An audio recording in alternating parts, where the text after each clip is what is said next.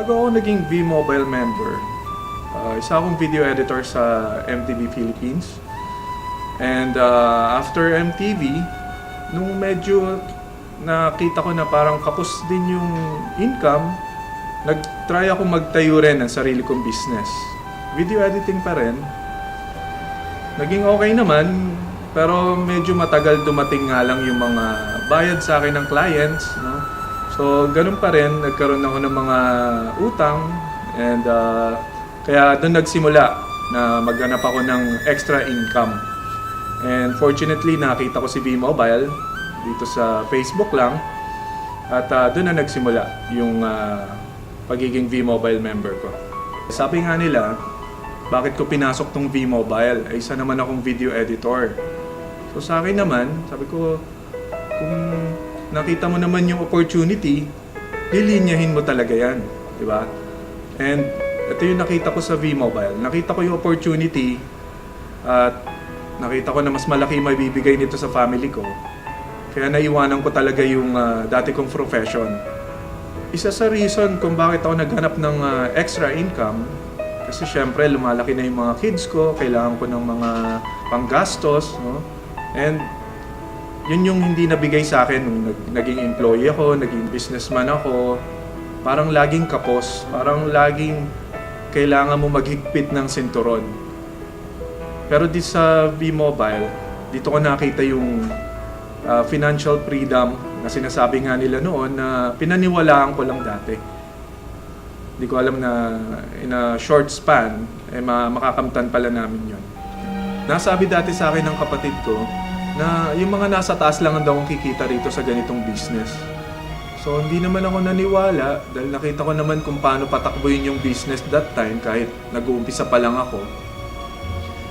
So ginawa ko pa rin siya. Tapos dumating yung time nung nakabili na ako ng mga gusto ko, hindi lang yung mga kailangan ko. Doon nakita ng kapatid ko na nagkamali rin pala siya. And natuwa ako dahil nung nakita niya yung pagbabago sa buhay ko, sumali na rin siya. Sabi ko mga na-accomplish ko talaga. Yung mga utang ko, nabayaran ko talaga sa credit cards, yung 3 credit cards ko na maxed out na. Dito ko nahanap yung pambayad ko. No, inisip ko dati, sabi ko kailangan ko yata mag-abroad para makabayad sa mga utang ko. Pero dito ko yung nakamtan. Pero masigit pa pala yung bibigay niya sa'yo pag yung talagang tinrabaho mo mabuti. Yung family ko, ang galo ko na galing sa V-Mobile para sa kanila, yung nadala ko sila sa ibang bansa. Yun yung dream namin mag-asawa eh. Napakasaya no, nung makita mo yung mga anak mo na nag-enjoy talaga sila dun sa trip na yon. After nun, yung dream namin na mag-asawa na makapag-honeymoon, dahil di talaga kami nakapag-honeymoon after naming ikasal, dahil kulang nga yung budget eh. So, kaming dalawa, nakapag-honeymoon kami kahit late na sa Hong Kong. Tapos dinala ko na rin siya sa Macau. So, ang saya. Parang yung saya na hindi mo inaakalang makakamtan mo pa. Dito lang pala yon sa V-Mobile. Kung alam mo kung bakit mo kailangan gawin yung business, meron kang rason. Like for sa akin, yung family ko. Yun yung magiging lakas ng loob mo para gawin tong business na to. Kahit anong sabihin nila, hindi ka talaga matitinag, hindi ka agad masisiraan ng loob. Dahil alam mo, yung reason bakit mo kailangan gawin yung business.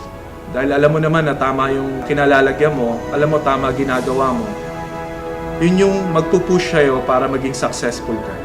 Sa mga gustong sumali sa V-Mobile, isa lang sabi ko sa inyo, kung sasali kayo, make sure na buo yung kalooban nyo, na gusto nyo talagang gawin yung business, hindi dahil sumali yung kaibigan nyo, sasali na rin kayo.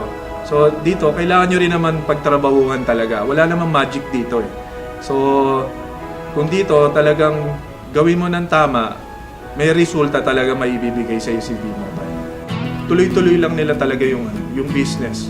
Pag sila uminto, kahit anong rejection, objections yung makuha nila, gawin nilang lesson yun. Para sa akin, ginawa kong challenge yun eh. Masasabi ko siguro na nasubukan ko na to, and ang laki nung nabigay sa akin, sa pamilya ko. Kaya siguro kung ini-invite din namin kayo, hindi siguro dahil gusto namin kayong mapasali lang, dahil gusto rin namin kayong matulungan. And kung susubukan nyo lang din naman. Kung gagawin nyo rin naman ng tama, tiyak naman yung magiging tagumpay nyo rito sa V-Mobile.